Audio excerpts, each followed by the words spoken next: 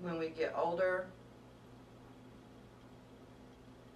there is something that literally turns on in us, and a new expression becomes available to us, and sometimes we're only 13 when it happens, you know. I mean, you can be really young, but it usually happens around those adolescent years. Something turns on and we find a new expression that we call falling in love.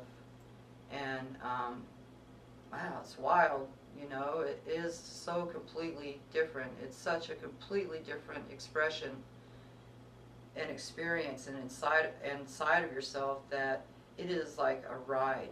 It is, you know, it's got chemical aspects to it. The first experience of infatuation, you know, the sort of initiation into the wholehearted beauty of love, that wholehearted receptive feeling for the first time, you know. Not just the first time we fall in love as a human, but if we end up being in love with more than one person in our life, when we first fall in love with that person, or even if it's just one person, when we first fall in love, there's that infatuation, that shock, you know, and it literally affects your judgment and your decision making and everything. And I think what's really great about it is an out-of-body experience. You feel the exhilaration in your body, but you're so out of body the first time you fall in love, and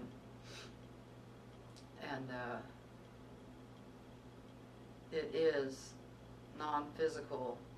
And one of the things that it seems to me, in my experience and in watching other human people fall in love, it seems almost like the non-physical, you know, the spirit and the mind self of you and that person that you fall in love with are like calling to each other across all time and space,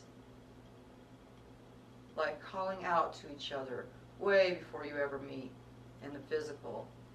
And then when you do meet in the physical, it's like you know each other. And when you realize that you're in love with each other, the feeling is it has always been this way. When we fall in love, we really do feel that eternal sense of our own being. We really do feel that we have always loved this person and that we will always love this person. And I think and I believe that that's true. You love who you love who you love. That's just the way it is. And it's not like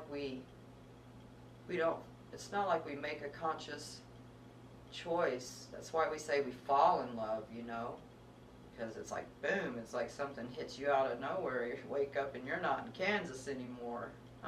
You're in a different universe. You've shifted. You've stayed in the same body, but trust me, you know, parallel universe. Everybody is the same, but everything looks different. Has, you know, has that glow, has that shine to it. And I do notice that when we settle down together and in a love relationship and practice the lifestyle of marriage, and when I say the lifestyle of marriage, I mean, you know, the actual reality of it. Two people, please, just two. Two people, the most intimate circle there can be. Share a foundation of love and friendship.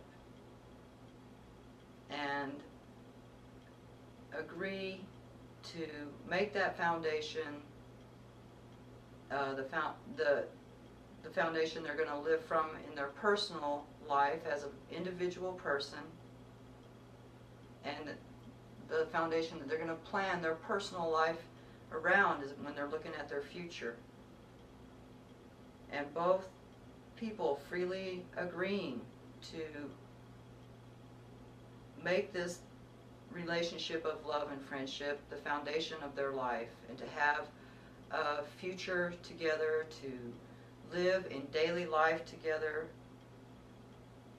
and also to be devoted to the relationship, and to be sexually exclusive, not just physically, but psychologically and spiritually sexually exclusive. Now, that's what we really mean when we say married. That's what we really mean when we're living married. People can live in the same house and say they're married, but if they're not on a foundation of love and friendship, if they're not being sexually exclusive physically, psychologically, and spiritually, if they're not planning their future together and sharing their daily life together, they're not really married. So marriage is an actual activity. Marriage is a way of living that two people agree to do, you know, and the idea is you're going to live, you know, your whole life together. You're going to be companions to the end of the road. This could be 20, 60 years, you know. This could be many, many years. This could be 70 years. It could be 25, even if it's 10. It's a lot of years of your life. But the idea is to stay together in this relationship and to have it as the foundation of our life. And as we go through time together, one of the things we find out that is that sometimes we will struggle because there is a challenge to blending two individual lives and styles and personalities, and especially if there's areas where there's incompatibility, you know, in beliefs or values or ideas of fun, you know, that can create really big challenges. But if any two people make their marriage the important thing, then all of these things can be worked around. Yes, it is a challenge, but what does the challenge tell us? It tells us, you know, there's that little bit of struggle. It tells us we've got a skill to learn. And it tells us that we've